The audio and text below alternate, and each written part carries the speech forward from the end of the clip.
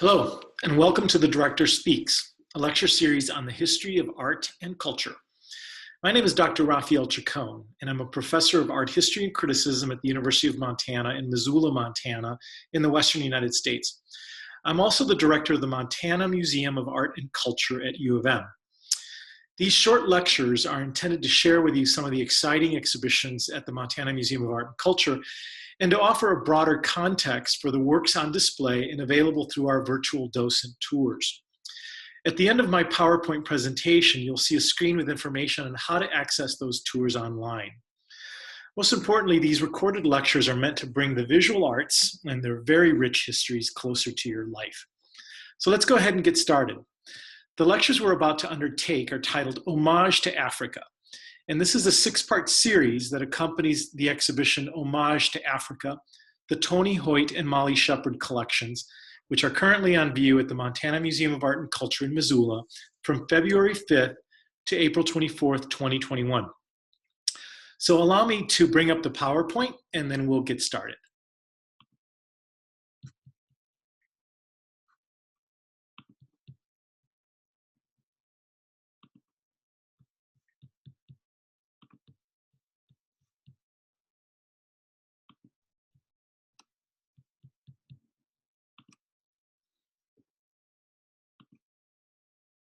So as I mentioned, these lectures are in six parts, and the last time we met, we actually looked at Africa's geography and its history fairly broadly as an introduction to the series.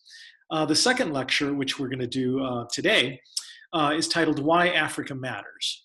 And so we'll look at particularly the relationship between African art and Western art. The next lecture is actually on the Guinea coast, the famous Gold Coast of Africa, the Western coast. The fourth lecture is on Ile-Ife and the Benin Kingdom within modern-day Nigeria. And that lecture continues into a discussion of the Yoruba people of Nigeria in our fifth lecture. And then the final lecture of the series is called Southern and Eastern Africa. So I'm glad you can join us on today's topic, which is why Africa matters. So African art and its relationship in particular to modernism. So to answer the question why Africa matters, it's important to understand that African art matters sui generis. That is, that the art matters greatly to the societies that created it across thousands of years without the need of approbation from the outside world and certainly not from the Western world. However, African art has mattered a great deal to the West, particularly from the late Middle Ages, starting in the 16th century or the 15th century forward. African art has entered Western collections in a number of different ways. And those ways have in fact significantly altered the course and the direction of Western art. The first point is African art entered the West as exotic curiosities. And these were essentially trade items brought into Renaissance Europe, where they were collected, exhibited, discussed, and in some ways helped to shape the course of the art of the West.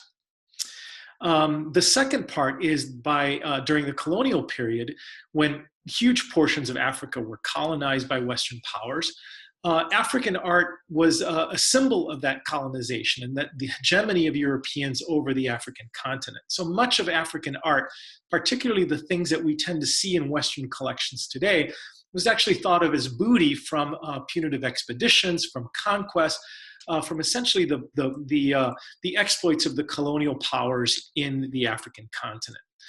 And the third way, and this is what today's topic is really about, is that African art was one of the great catalysts for the creation of modern art in the Western world. In fact, I would argue, and I think most historians and art critics would agree with me, that really there wouldn't be any Western art, any modern art in the West, in the way that we know it, without an enormous contribution from African art, the participation of African artists, whether willingly or not so willingly. African art has, in fact, influenced the West greatly, particularly in the 20th and into the 21st centuries. So the first thing that we should talk about is the term primitive, because that's often the way that Westerners have discussed African art. They lumped it in with a category of art that came from the third world, what is called the third world or the undeveloped world, or otherwise known as the primitive world.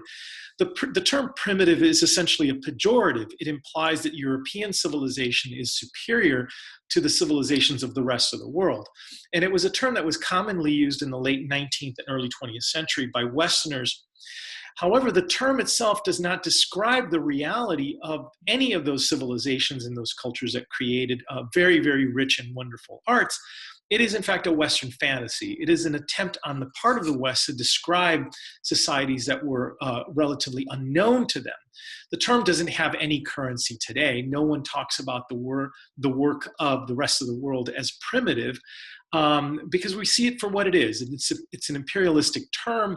It actually says more about the hubris of Europeans than about the values and the integrity of non-Western societies. So the image that you have before you is, in fact, an image of the notion of the primitive, that is, large collections of works of art from Africa that were collected by Europeans and displayed as evidence of their power over these societies. So there is indeed a definite relationship between Western European art, particularly modernist art of the early 20th century, artists like Pablo Picasso, Henri Matisse, and many other members of the avant-garde, and traditional African art. It was what I call a selective appropriation of that art. And by the way, this field of scholarship, that is the relationship between African art and modern art, is in fact a very, very rich and fertile field. And a lot of it was initiated in the mid-'80s. In fact, in a great exhibition, a controversial exhibition titled Primitivism, in 20th century art, which was held at the Museum of Modern Art in New York City. A highly controversial exhibition, but one that really probed the relationship and the influence, if you will, of non-Western traditions beyond the Western series, and its influences on and their influences on Western art. So, crediting African art, and it's particularly the high levels of abstraction in its influence on European modernism, is really no longer controversial as it was a few decades ago. In fact, if you look at the Wikipedia entry on African art and modernism, you can actually see, in fact, how popular this idea is. Wikipedia lists, for example, that Pablo Picasso, between 1906 and 1909, had an African period, which they called sometimes the Negro period or the Black period. The reality is that this period lasted a lot more than just 3 years. Abstraction gleaned from African art was an enormous part of Picasso's opus preceding this period and continued well into the rest of his career.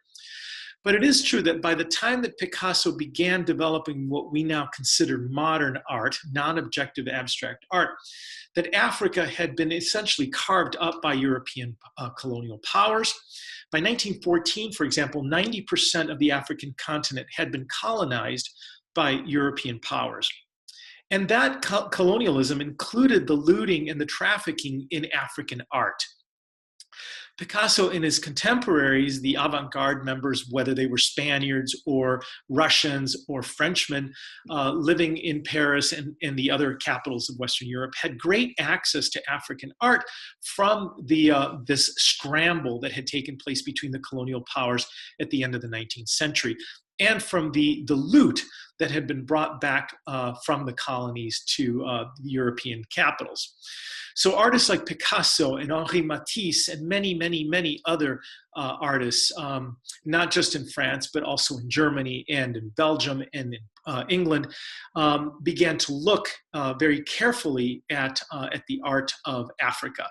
And therefore, African art is in fact foundational to the understanding of non-objective or abstraction in the Western world. There would be no modernist aesthetics without it. art critics such as the Englishmen Roger Fry and Clive Bell, two very influential British critics in the early 20th century, devised a methodological approach to look at this modern art, this abstract art. And that eventually became known as formalism. Basically, what they said is that all works of art possess significant form. That is, that they have a clever or an effective arrangement of formal properties that, in fact, evoke an emotion on the part of the viewer.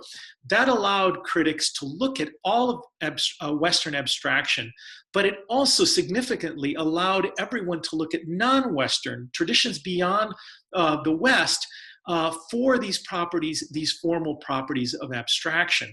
It was a way of validating within the West, validating that art which was called primitive, which was thought beneath them, and yet still highly expressive and important in terms of human creativity. One problem with the formalism of Roger Fry and Clive Bell, it left out the significant, the meat, if you will, the content of this African art, or non-Western art that these artists were looking at. In other words, they left out the social, the political, the religious, the philosophical context, the meaning, if you will, the heart of this art.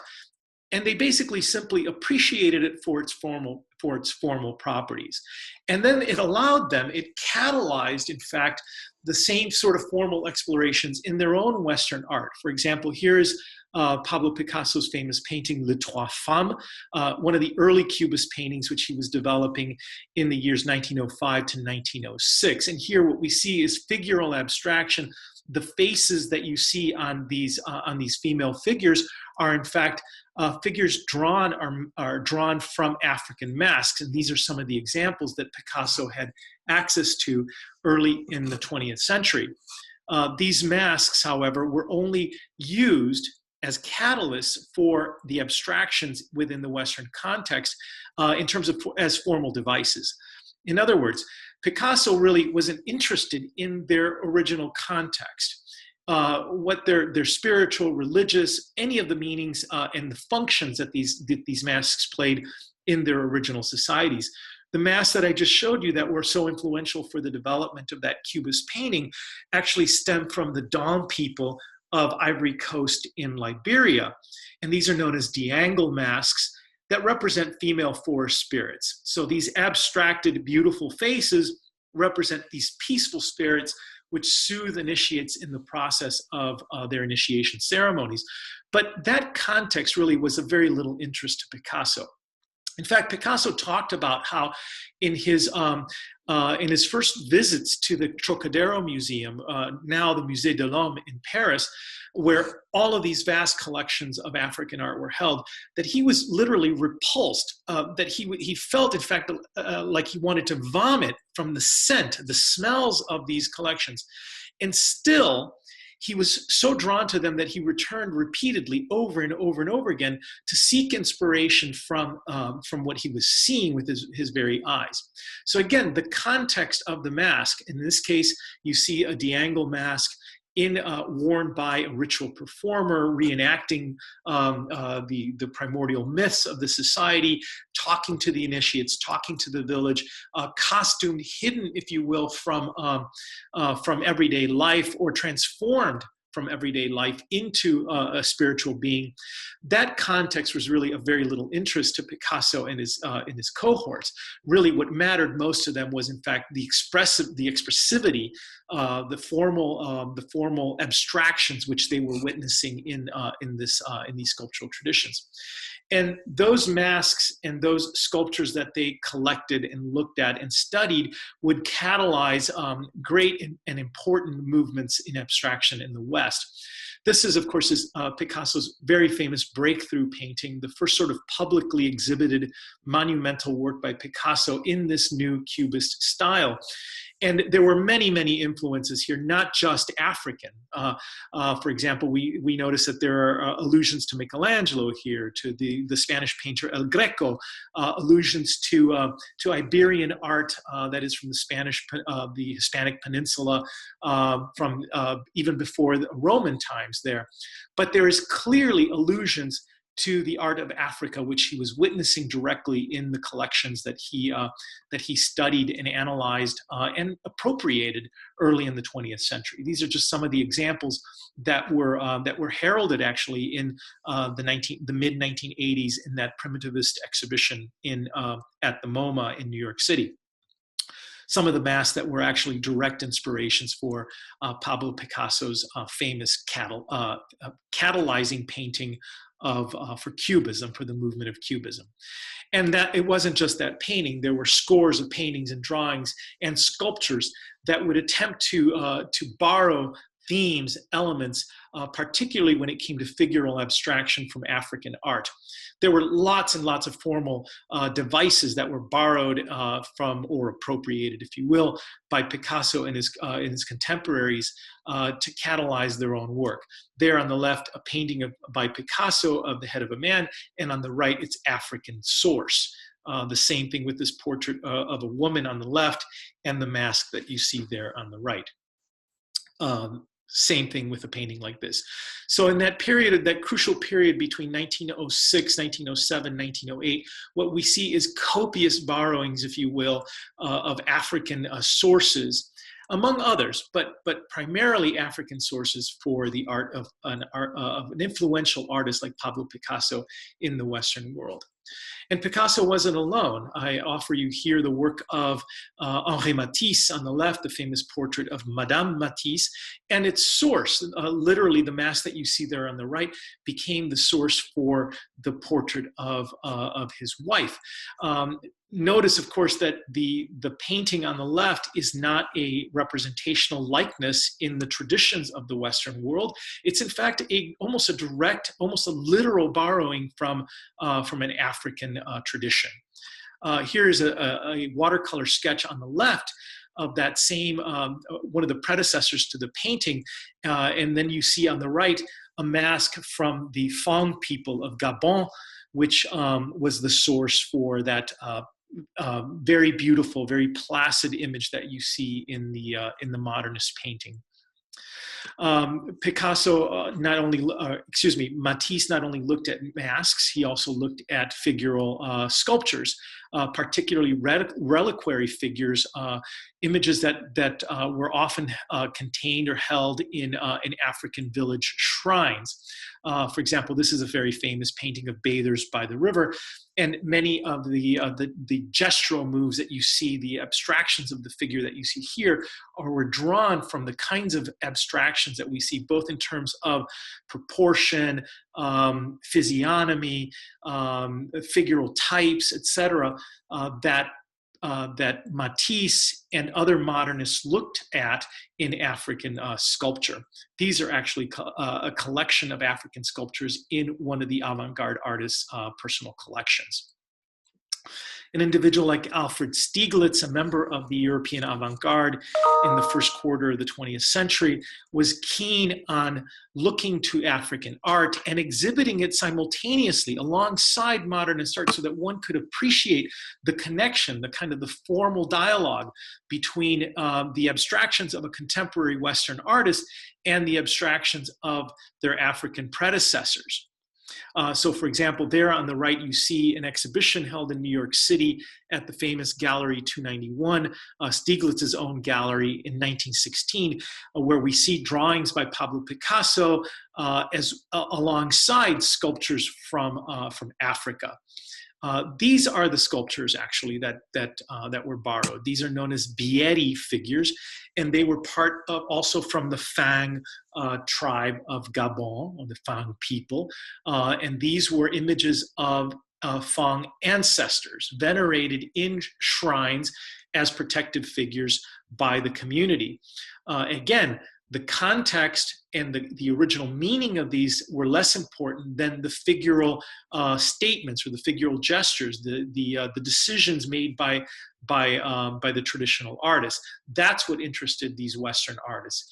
They left aside a whole wealth of knowledge, a set of important data in favor of simply the appropriation of formal devices. Again, the predecessors, the sources for much abstraction in the Western world. Matisse in his late days was well known and celebrated for a series of cutouts as they came to be known. And these cutouts, he was heralded as having kind of moved Western design, Western art making into this much more decorative and kind of lusciously colorful and beautiful direction in his late work. And also it was subject to, you know, his infirmities in his late days when he couldn't paint, he couldn't hold the brushes quite well. So this became a way for him to continue his creativity. This did not spring from his own creativity, from his own mind, like a fully formed Minerva from the head of Zeus. It had predecessors, and it had predecessors in African art. It's ironic that the textiles that I'm showing you today, right here on the screen, are known as skirts, because indeed they are large pieces of fabric that were worn around the body as skirts. It's ironic that some people call these Matisse cloths, because the irony stems from the fact that Matisse actually looked to these cloths to inspire his famous cutouts of his late career in the 1950s. So really, Matisse's cutouts should be called Cuba-inspired cutouts, because they derive quite directly from the patterns, the designs, the inventiveness, the creativity of the Cuba people, specifically Cuba women, who made these skirts in the Democratic Republic of Congo. So we have our influences mixed up a little bit. It's these Cuba cloths that were influential for Matisse, not the other way around. So it's ironic that that although the French and much of Western Europe paid homage, understood the power and the value of African art and validated it and approved of it, so much so that they imitated it. And of course, imitation is the highest form of flattery. It's really the Nazi Party, the very racist Nazi Party, that in some ways pointed out how truly significant African art was for the West. So much so that they repudiated, and they did everything possible to eradicate that African presence in Western European art and civilization. So what I'm showing you here are scenes or photographs from the opening of the great German art exhibition held in Munich in the late 1930s.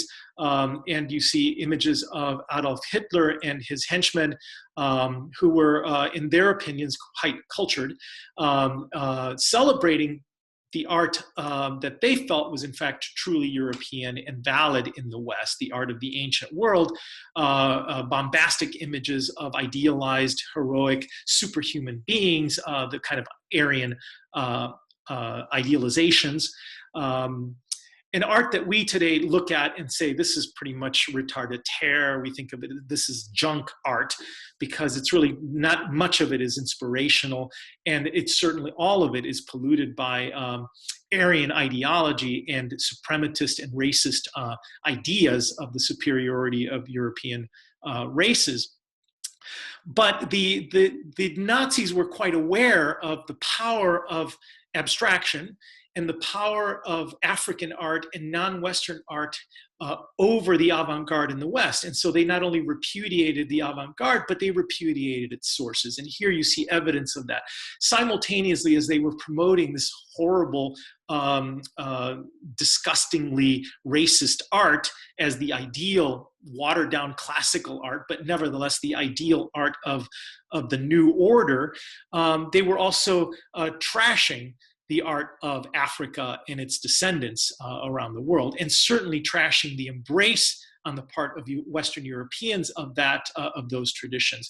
And these are, in fact, images from the counter exhibition that the Nazis quite cleverly hosted, and that was the exhibition of Entartete Kunst, or degenerate art, as they called it. And they lumped in the African sources with the art of the insane and the art of any source that was not, in fact, Western European, the Western European classical tradition. These are pages, by the way, from the catalog or the handbook to that exhibition.